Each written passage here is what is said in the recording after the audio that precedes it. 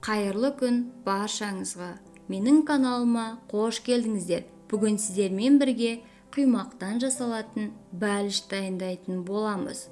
Ол үшін бізге 3 жұмыртқа, 3 ас қасық қант, 600 мг жылы сүт, 3 ас қасық какао ұнтағы, 200 грамм ұн және 2 ас қасық иіссіз зәйтүн майы қажет.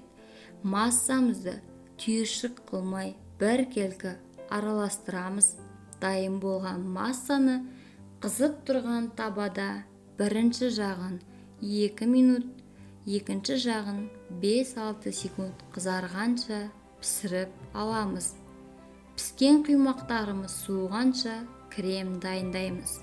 Ол үшін тоңазытқышта салқындатылған 33-35% қойылатылған сүт, қант ұнтағы, ірімшік сыры қажет.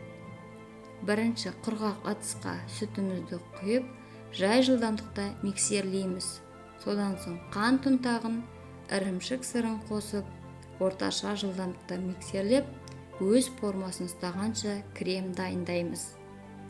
Содан соң құймақтарымыздың арасына жұқалап крем жағып, қалауларыңызша форма дайындап, оның ішіне жабысқақ пакетті қойып, құймақтарымызды орналастырып, арасына крем жағамыз.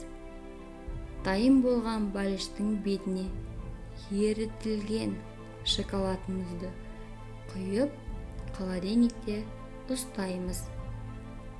Қалауларыңызша неше түрлі жеміс, шоколадтармен әсемдеуге болады.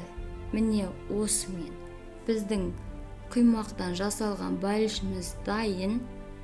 Дәмі өте керемет. Сіздерге де жасап көрулеріңізге ұсыныс беремін.